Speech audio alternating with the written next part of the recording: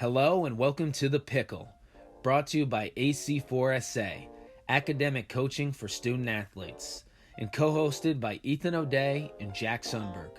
Here on The Pickle, we discuss with our guests, ranging from coaches to professional athletes, the pickle of all things: academics, sports, recruiting, high school to the pros, you name it, we talk about it.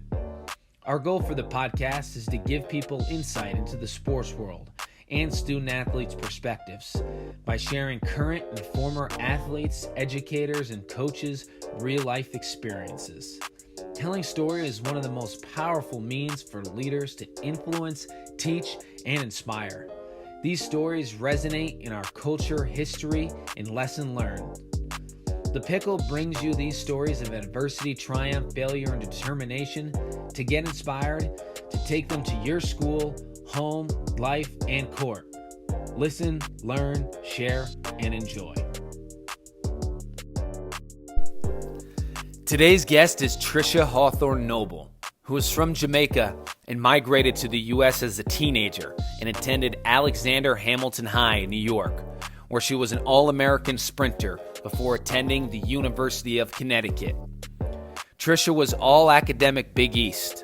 In her tenure at UConn, she became the most decorated track athlete in school history and the most decorated sprinter in conference history. From there, she ran professionally for the most elite track team in the world, Team Jamaica. While running professionally, she worked as a coach and then in student athlete academic services and the athletic compliance office at the University of Connecticut. After finishing her pro career in 2016 due to injuries, she earned her master's degree and currently works for the UConn School of Social Work as an education program manager. In her final year of her master's program, she received Outstanding Senior Woman Academic Achievement Award. As well as that, she is the founder for Noble Dreamers, an organization that offers educational services, personal, professional, leadership, and financial development services, as well as career and life coaching and special services to athletes. Finally, it offers unique workshops and consultations on diversity, inclusion, and equity. Welcome to The Pickle. All right, The Pickle Pod. Took a week off, but we're back and we're better. Super excited for our guest today. She really has experience on all the different levels with collegiate sports and sports in general and academics. She's a former collegiate athlete, former pro, and ran for Team Jamaica. And she also has been involved in social student services, doing a lot of stuff that we talk about, working with athletes directly and coaching. So really just a bunch of different perspectives she can give us today. Trisha Hawthorne-Noble, thanks for coming on. Thank you, Ethan. I feel welcomed. Appreciate it. Yeah, no, I'm excited to have you on. Like Ethan said, you have a plethora of experience with, all the things that we talk about. So I'm super excited. Trisha, if you've been watching the show, of course, we do the rundown to lead it off, just to ease into a little bit, just so everyone can get our guests a little bit better. So Ethan, take her away. All right, the rundown. Here we go. First question: dinner with one athlete. Serena Williams. Oh, nice. That one. Number two, number one thing on the bucket list. Travel all 50 states. How many do you have right now? By myself, well, I should back that up. Travel all 50 states with my husband. By myself, Okay. I have about 15. With him, we have like 2. So we need to expand a little bit. Yeah. Favorite movie of all time? Pretty Woman. Oh, it's a classic. That is a classic. That's a good one. I don't think we've had that one yet. How do you start your day each morning? Prayer. Very important to start the day off right. And last one, first quote that comes to mind. People will forget what you say. People will forget what you've done for them, but people will never forget how you make them feel. That's my go-to for everything. I saw this at the end of your email and I was like, oh, I like this a lot. And I knew that you were going to put this down. I did too. I wanted to make sure it correlated. And no, I like that one a lot. It's amazing. No, I knew. I was like, I saw it at the bottom of her email. I'm like, well, we know what the quote's going to be. We know what the quote's going to be. I did try to think of another one. I'm like, I think Just this is it. stick to Yeah, your this is guns. it. Yeah, this is it. Yeah. No, that's awesome. That's it. That's the rundown. You completed. So we'll sort of just dive right in. And obviously at the beginning, we talked about that, you were a student athlete, you were a coach, and then you're working in student athlete services. So you really have all these, unique experiences and perspectives. But, we'll start as a student athlete. Obviously you are competing at the highest level. You're, the most decorated sprinter, or, I couldn't, too many articles online. I didn't know which one to pick. So you're competing at the highest level, but then you're also, competing in the classroom. How did you manage both? Because a lot of times people say you got to give some to get some on both sides, but we're talking to someone who did it at the highest level. So what was sort of your secret to success, and how did you manage it all? Secret to success. So I guess if I had to be honest, my freshman year was not great. But I had coaches. I came in with an entitled attitude of, well, I am a state champion. I'm going to be great when I come here. And my coach was like, well, so is everyone else. Sit down. You don't want to go to class? You're not competing. And they literally kept me out of I didn't compete. The season started in December and I didn't compete till February. They weren't playing games. You didn't go to class, you're not showing up to practice. Wow. So it was a joke to the point I got kicked out of practices almost probably once a week because of my behavior and my attitude. So from those experiences, I realized that my coaches were not budging. When you want to compete and you want to be a part of this team, and my parents are also on board with the coaches. I mean, I was 17, I came in, I thought I was like all that. And I really had to get my attitude in check first and recognize that, one, I can't fail out of college. What's my next step? If I do that, then I can't go pro, because every athlete comes in thinking that they want to go pro. So I had to first buckle down, figure out, who am I? And I think that was the biggest identity crisis that I had, was I didn't know who I was. It was just, I'm here, I'm good at it, I'm just going to do it. But I was missing a big piece, and that was me. So once I, went on that journey and started competing and started apologizing to the teammates and doing all that the coaches wanted me to do. And once I started competing, I felt like I was finding myself. So it was where I'm like, oh, this is fun. The coaches aren't mad at me. I'm winning my races. And now I'm able to actually compete and be competitive. And that competitive nature continues throughout. So in the classroom, I know I can do it. If I'm traveling, I can do it. So I had to always give myself some type of self-motivation. But the success and the key to that is, I always ask myself, how bad do you want it? That's really what it came down to. So my toughest days, when I had a paper due and pulling an all-nighter, Trisha, how bad do you really want it? In order to continue to run here, you have to be successful in the classroom. If I'm not, then I'm letting myself down. I'm letting people down that believe in me. So it just came down to, do I want it or not? And I had to make an intentional decision to say, I want this, and I have to sacrifice a whole bunch of things that seemed fun, like partying and all of that. And I just had to say, well, what do I want? My competitors are doing this, so I need to do that plus more. It wasn't that easy. No, not at all. And was there like a moment where in that freshman year there was a click, like a conversation with a coach or like teammate or family member where you were like, you had this moment where you weren't going to class, were getting kicked out of practices? Was there like one specific like moment where you were like, this is things got to change right now, where you had this I know you talked about that identity and you kind of found yourself through that process? Just curious if there was a specific thing you could point to. There was a moment. The captain on the team at the time sat me down and she's like, what is wrong with you? Literally, she's like, what? Like, I just had a terrible attitude. I was extremely outspoken, said what I wanted to say, absolutely no filter at all. So the captain was like, what are you doing? We need you on this team. You're here because you're talented. We want to win a championship. And if you don't get it together, we can't do this, but we need you to be a part of it, and you're messing around. And that was a group of them, right? And it's a team of 60 girls. So that alone in itself is a whole other story. But essentially, the coach that recruited me, so the head coach at the time, we did not see eye to eye, but the coach that recruited me, my sprint coach, Coach Turlong, sat me down and he's like, I really do believe in you, but I can't fight for you much longer. Like, I need you to see this for yourself. So you make a decision. Do you want to be on the team or do you not want to be on the team?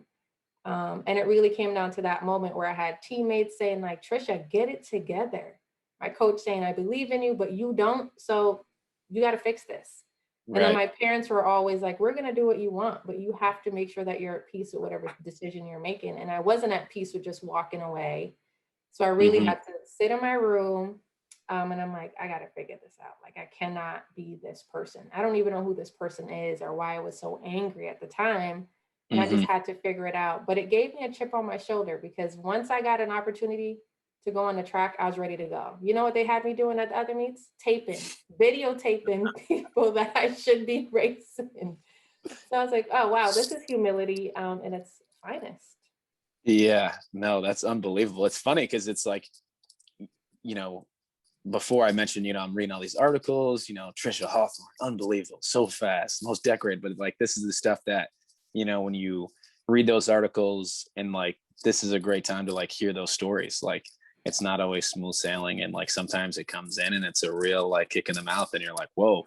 And we've had a lot of people on and they always say similar things. It's like, it comes from you, like as much as your coaches or your teammates, until it comes from you, nothing's really going to change. So I think that's a great point. And sort of our next segue for you is obviously, so you go from student athlete and then you go to obviously professional, running for Team Jamaica, doing all sorts of different things. But then you're also still at school, I'm pretty sure, coaching as well. So now you're a coach and a professional athlete at the same time. So, you know, talk a little bit about, you know, your perspective and how it changed, you know, not only being a professional and looking back and saying like, wow, you know, I wish I would have done some of this stuff while I was in college. And then at the same time, talking to your student athletes and like saying, guys, like, this is what you got to do. Like, this is where you got to go. So talk a little bit about how your perspective changed on both sides, coaching, and then as well as, you know, being a runner. So I'd always wanted to run for Jamaica. That had always been my dream. So I was born and raised in Jamaica, and then I migrated to the States when I was a teenager. So that has always been my dream. I ran for Jamaica when I was 18 for the World Juniors. So we went to Poland, I ran, got injured. I'm like, okay, great. Ran for the under 23 team at the time. The following year, in my sophomore year, my junior and senior years, I went to the world qualifying and the Olympic trials. So it was more of just like, okay, this is becoming a reality. Like, what do I need to do? I gotta make sure that after college, this has to be my full time. But I also had parents who were like, okay, well, it's great to do full time, but you also need to start preparing yourself for when the sport leaves you. Because essentially, I had experienced so many injuries throughout that I just knew it was going to be short lived. Like every year from high school, I either tore my hamstring coming into college from at the States. Then I came in like, am I still going to have a scholarship? Okay, great. I do. Freshman year, I lost my only race in Big East and I was injured. I'm like, this has never happened again. What do I need to do? My sophomore year, I was diagnosed with a rare muscle disorder that doctors couldn't figure out what it was, but I'll work out and my muscles will just swell up to the point that my coach had to decide, how are we going to train you? Like, what do we do here? Tore my hamstrings, tore my hip flexors, tore my quads, tore my abs, every muscle at that point. So I had that perspective of, in those times of injuries, I had to really find my purpose. It was no longer passion. It was, what are you created to do? It can't be track. Track is a platform that you have, but when track is over, who are you? So I really had to go through that. And I did have moments of clarity where I'm like, I have to see what I'm good at outside of my sport and run with it. So in the professional, when I got professional, I was like, all right, this is a dog eat dog. Like, you're running against you're running against a world champion and an Olympic champion. There is no way you can slack up. So your training has to increase. I changed my diet, how much I train, how much I'm sleeping. Everything really had to be more focused out. But at the same time, I was working because I'm like, okay, I need to make sure that I'm still doing what I love. I can't just run all day long. Running is not fun. Like, it's not a fun sport to say, yeah, I love to run for an hour. It's not like that. I didn't, as a sprinter, it was 20 minutes is a long run. And that was distance for me. So I had to really figure out what else do I like to do. And that time I was coaching and I was like, okay, well, I'm coaching 60 girls. I'm an assistant coach here. What can I do? They have to see my work ethic on the track. So if they see Mm-hmm. that I'm coming early and they see that I'm leaving after and they see that I'm training with them and what my mentality is like on race days, then I can impact them that way. And while I was there, I was able to do workshops on, be you. And we did a ton of workshops with those athletes to say, you got to be you. It's a mental sport. You don't have someone to rely on. It's not a team sport. It's you. When the gun goes off, by the time it goes off, the race is over. So you got to ask yourself, who are you and who do you want to be remembered as? What's your legacy? Mm-hmm. And then as I transitioned into the academic sector and the student athlete development sector, that's where I was able to find my passion for community outreach. I had already been doing it outside of the school, but I was like, oh, I can work with grants. I can bring athletes here. We can go here. Let's revamp so that students can put things on their resume and know that they have skills outside of their sport and to meet people and kids who see them as heroes. So I was able to use those platforms just to say, hey, it matters. Every little thing you do matters, and your sport is only a platform. Yes, you're supposed to use your gifts and your talents. That's awesome. But you have other gifts and you have other talents, and you cannot neglect those. So the same energy you put to the sport is the same energy. And that's still my mentality today. It's anything I'm doing, I'm like, go hard, Mm-hmm. and you better finish. And you would think I'm still training for the Olympics when I'm just casually working out. But essentially, take a lot of transferable skills, and I've taken those and I'm still using them today. Yeah, Yeah. I think we talk to a lot of student athletes here, and they share similar things about their sport, and being able to experience different things and find out what else you can do outside of your sport. We've had a lot of conversations about that. So it sounds like you were able to do a little bit of everything, and those injuries, even, it sounds like, allowed you to kind of take a step back and say, what can I really do here? Can I taste some different things, coaching, getting into the student academic services, and community outreach stuff. Talk a little bit about going through all of those injuries and that crazy muscle thing that you were talking about, like the mental toll that it takes on you. And obviously it you found the positive in it at the end. But just the mental health in sports, like, talk a little bit about how that process went. It was tough, especially because I didn't know what was happening, right? So I'll just jog for 20 minutes, like something I would normally do whenever, and my Right. muscles will swell up. And I've ended up in the ER right down in Windham County, just because they're like, okay, we got to make sure that we're checking everything. And I remember specifically the first time it happened, I was working out with my strength coach, Mo, at the time. The next day, I was like, yeah, I feel good. I feel sore, but like that good sore. Then the following day, I'm like, this doesn't feel great. Then days after that, I'm like, no, my muscles are, I looked jacked. I was like, oh, okay. I got some toning going on, but that wasn't the case. It kept increasing. And during that time, I really didn't know what was happening. And my dad was actually gravely ill at the same time. So I had that. My grandfather had passed the same time. My mom was taking me to hospitals in New York. I was literally seeing every specialist to see what this came out of nowhere. What is this? Right. And I remember going to the doctor, maybe it was my junior, senior year. They're like, yeah, you got to stop because your kidney's going to collapse if you continue to run. I'm like, well, what is it? We don't know. And I'm like, well, I guess I'm gonna just keep running. I just have to work around it. I had to study what would happen. So I'm like, all right, if I push my body to a certain limit, then I know it's gonna come on. So that means I have to work out twice a day instead of one long day. But I really had my coach who helped me, because mentally, to get specifically to your question, Ethan, there are times where I'm like, I want to quit. This is it. I'm done. I can't be bothered. But I was just never at peace with it. And I knew I would have regretted it. I don't make decisions based off anxiety. I don't make decisions based off fear. If I feel that, then I'm like, sit on it, wait. Unless I'm at peace with it, I'm like, you know what? I feel good about this. I feel calm about it. That's how I made my decisions. But it just was not easy watching people, run. And I'm like, I should be in that race, or trying Yeah. to motivate your teammates, and you can't even find your own motivation.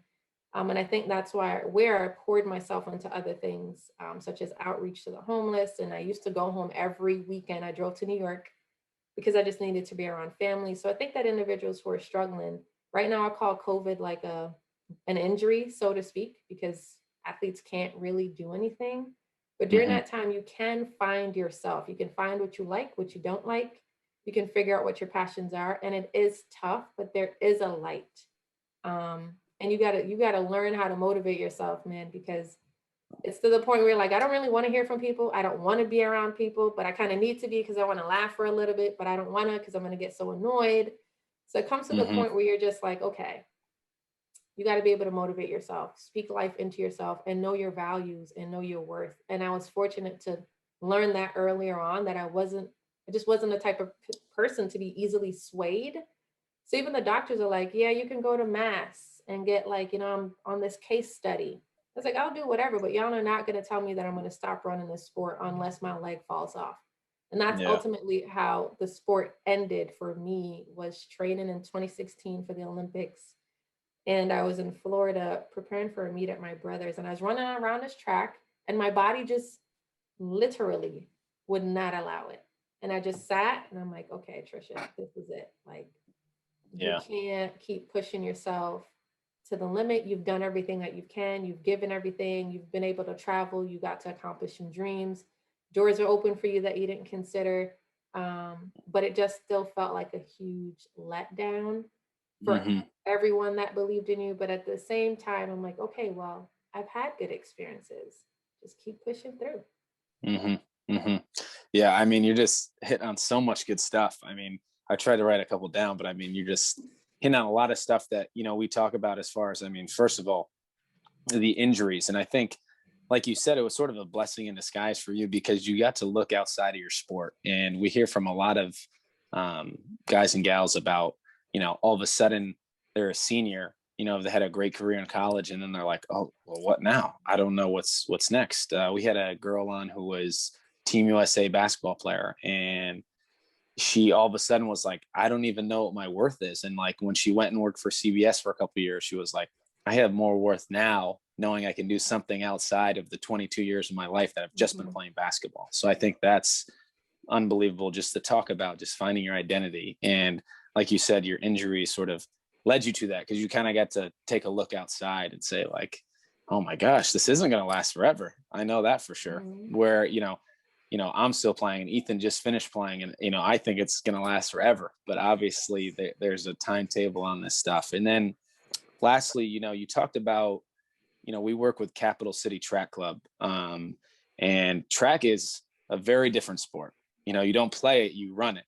And so specifically talk a little bit about just track, just being different. It's not, you're racing against the clock. It doesn't matter where you're at. You could be at, you know, Eastern Connecticut State University or at, LSU. If your clock says, 10.71, it's 10.71. So talk a little bit about just track just being very different than a lot of the the major sports that are on TV, and just even what kids normally quote unquote play, like soccer and basketball and stuff like that.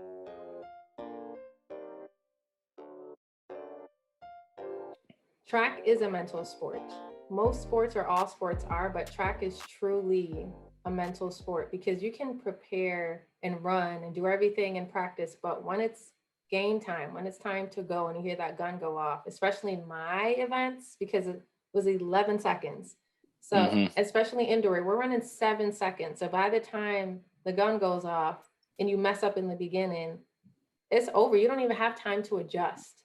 So Right. in track, it's really about, you have to be particular. You have to be extremely focused. You have to visualize your race before you even get on the track. Like literally sit down and picture yourself running your entire race, doing everything that you're supposed to be executing. So you had to train. I had to train my mind on, this is what I need to do. I got to stay down. I got to stay down. I got to push. I got to drive. I got to pump my arms. I got to make sure I dip. So you're thinking about all of these. And if it's a longer race, you're like, all right, slow down, speed up, go around. You don't really necessarily have to do that in many sports. Hmm. But with track, it's all mental. And if your head space is not there, you're not going to compete well at all.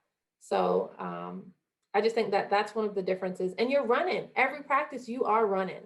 Hmm. In some sports, that's not the case. Even on weight days, we're running. we're going to come up, we're going to jog, we're going to do drills every single day. Our easy day is a long run. So no matter what, it's not like we're like, yeah, we're just going to sit here and do drills, or, you know, we're just going to shoot the ball around, or we're just going to kick the ball in the goal. And it was consistently running all the time. But there was power in that. For me, I had to teach myself how to love long distance running. And that's where I talk about the mental piece. I hate it. I hate running for more than 15 minutes. If it's 20 minutes, to me, it's like, that's a marathon. So I'll never, ever compete in a marathon and any of that. I just don't have any interest. But I had to tell myself, like, you love this. It's only 20 minutes. It's 4 songs. Once you get to the 4th song, you're going to be fine. And you literally have to play these mind games to get through. So that's one of the differences I can say from the sport, because I did play soccer. And, you know, you do run around and all that too, but then at least you have teammates that you can depend on. In track, the only teammate you can depend on is a relay. And even then, if you don't pull your own weight in that relay race, the entire team may suffer. And that's probably, again, if it's a 4x1, we're talking about 44 seconds. Like, it's not a lot of time. No. You have to be extremely meticulous at all times and on point. So you just got to be focused. And I was that teammate that would be like, you need to get it together. Like, if you don't, you're not on my relay, and you need to go tell coach why I told you you're not on a relay. Like, I was that athlete in college. Like, I don't care if we're at nationals. I'm not losing. So let's figure this out. And it's just about pumping each other up. It's the little things in sprinting too that I think people forget about. At least when I was like, I know Jack and I doing sprinting drills, you always, the little things that you learn will make the biggest difference, is what I was always taught. So that mental toughness of just trying to get that one thing right, that one little drill that need a little bit higher, like those little things you got to be so locked into. What was the biggest difference between the collegiate jump and then running for Team Jamaica? Because I think a lot of people would like to listen to that. Like, obviously you had to like kind of train yourself, you said too, but what was that like biggest difference from the college scene and then you're a pro? We kind of just scratched the surface of it. It's a dog eat dog. Like, there are people in the pro world that they're running to feed their family. So, you know, you get out there and you're like, this is someone's life. Like, they have put this all on. You cannot come out here and think like, oh yeah, you know, Big East, yay. They don't even know what Big East is. When we talk about, you know, an international scale. So it was really about, Trisha, this is not a game. Like, this is not a game. This is real life. This is how people are this is their bread and butter. This is how they're making their money. This is how they're going to make their legacy. So I had to get to that mindset of, you got to come out of this mentality. And the difficult thing that I struggled with was, I was in Connecticut. And most of my competitors were not. And I was training by myself, and the clock versus, you know, I had, I guess, the girls from the team to train them, but that's, you know, if we have to be honest, I needed to train with people that were running the same as me or better. And I just didn't have it. And it was cold in Connecticut. So there were so many disadvantages in comparison to some of the professional runners that I knew of.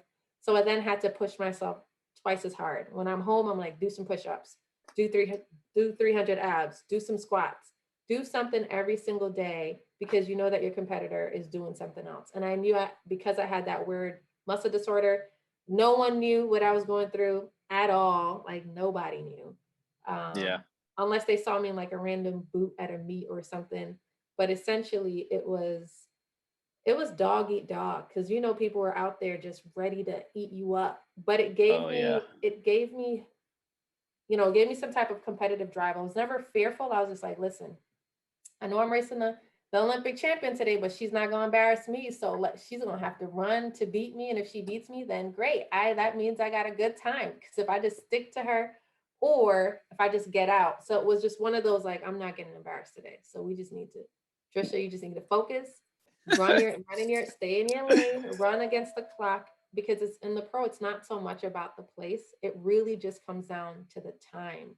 That's what will get you into other meets, and that's what will get you paid. So it was really, I got to run against the clock, and then just, if I execute, everything will come. But if I, started to look, that's when you knew you were going to go downhill. So I always had to make sure, I'm like, let's distract your mind. Let's focus. Let's think about what you want and go from there. It's funny, all the pros that we've talked to, and Jack and I have talked about this too, like we always talk about that dog eat dog, like people making money for their families, like it's just a business. Like my teammate, I've talked about it too, like gets cut immediately when I go play professionally in Australia and I get tightened up. I'm like, well, I could get fired from my job right now. Like Jack's talked about his experience. It all seems to be very similar. Talking to people who have done the pro route, and it's funny you said how like lonely the training is. Jack and I used to train in our off season. I would be throwing to him for baseball and he'd be rebounding for me for basketball up at UConn. So luckily we had each other, but it's tough, like once you try to go that pro route, to like motivate yourself, like you said. So it's Yeah. really good advice for people that are thinking to go that. And it's a lot of sacrifice. Yep, You're big sacrificing a lot. You're sacrificing something. Something has to go. Yeah. No, I mean, I think it's just, yeah, like Ethan said, definitely dog eat dog. I mean, it's just like people are just, they're there, it's their job. And at the same time, you know, people who are coaching you and managing you and the organization that you're with, you know, if you're not, you know, up to the qualified, you know, of what they expect you to be, you know, you could be gone in a heartbeat. But at the same time, I think, you know, obviously at the professional level, it's tough, but I think a lot of times as well in college, freshmen come in because they don't, you know, you hear about it and you know, you see about it, but you don't like hear about all the freshmen who come in and get cut. All the freshmen who come in, they don't even make it to their sophomore year. And a lot of times, you know, kids are underprepared coming in. And, you know, what we're trying to do, obviously, through the Pickle Pod is, you know, enlighten kids, you know, when they get there. So talk a little bit about freshman year, because I know you struggled a little bit, but it's like everybody's the best when you get there. You know, everyone was, you know, their number one track star on their team. And then they show up and then you got a bunch of, you know, studs on your team. So talk a little bit about just coming into college, and it's as well, it's dog eat dog. Like people are trying to up their scholarship. You know, if they're only at 50, I got to get to 75, you know, whatever it is, but it's very similar. Yeah.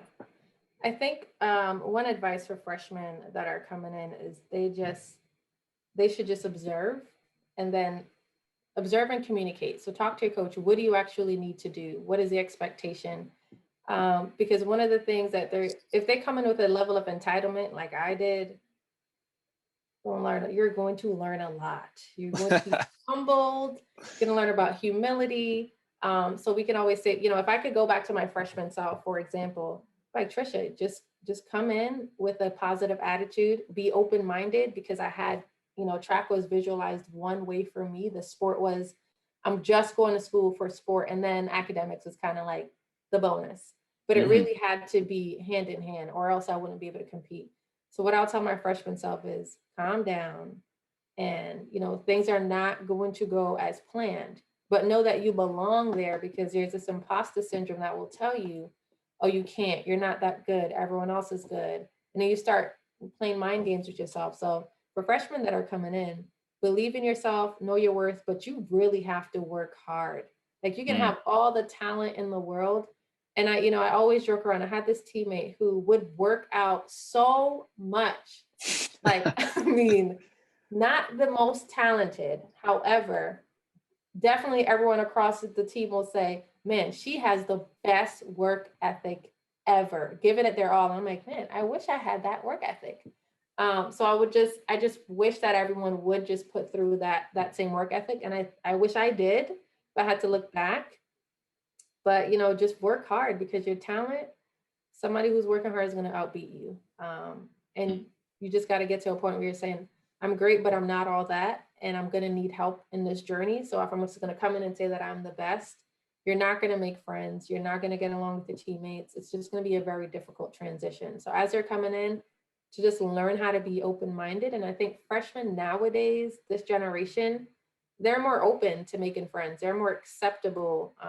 So I think that if they continue to do that and just not get, you know, sidetracked by all the distractions, then it'll be good.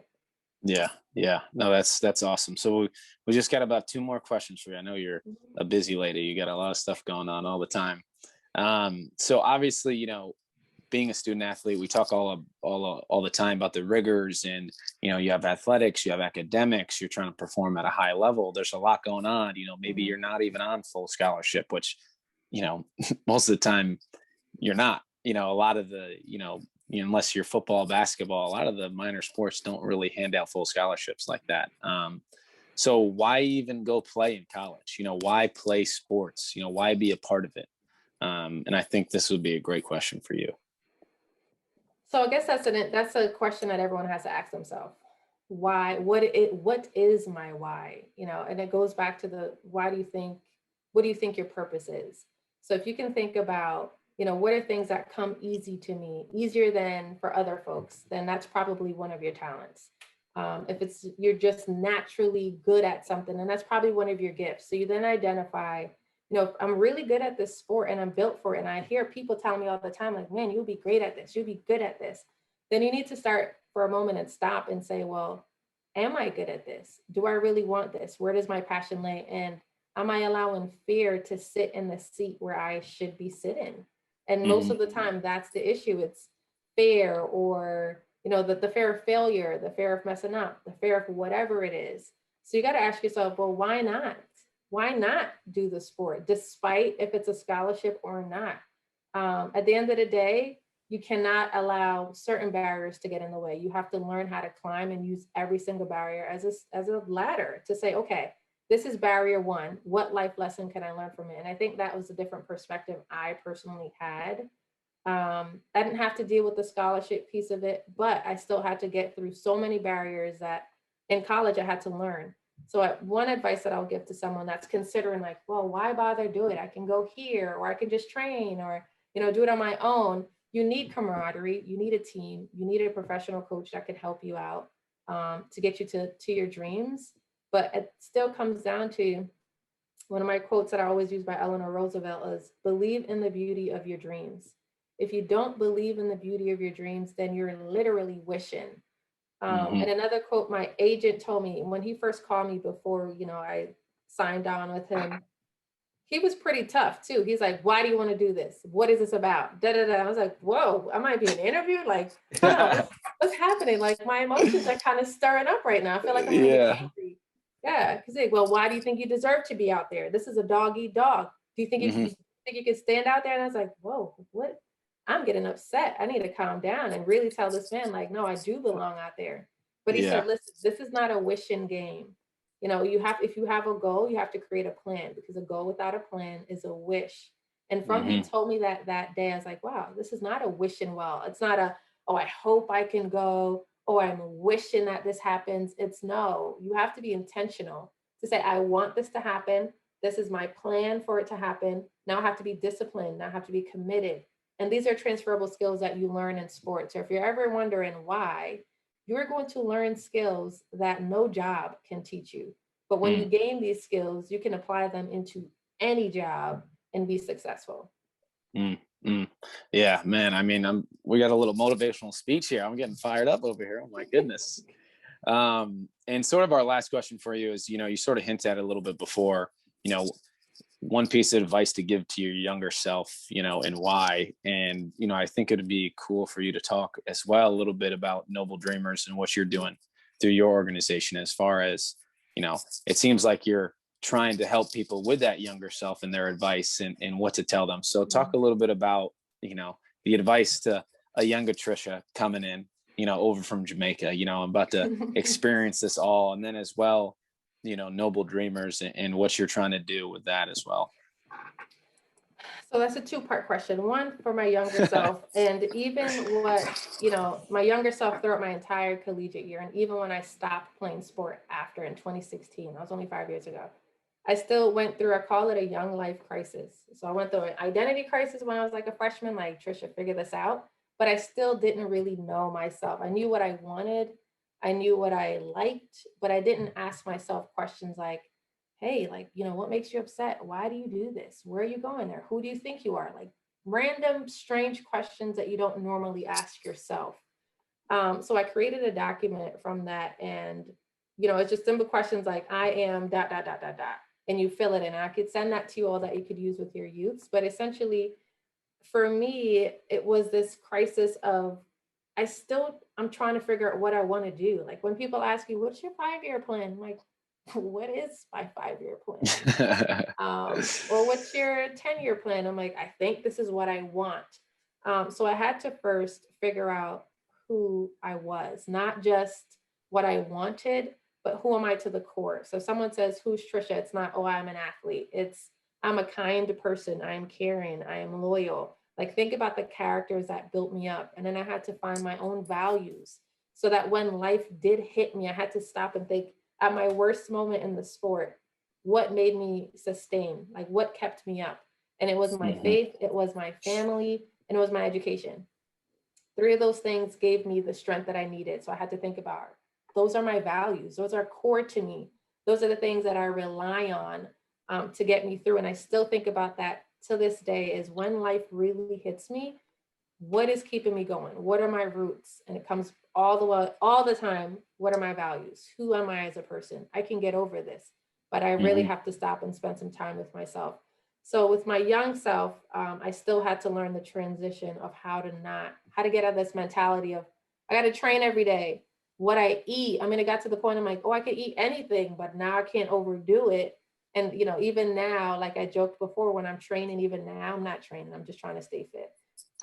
You would think that I'm out here like training to go race, because I'm like, come on, you gotta go, let's get it, you could do this.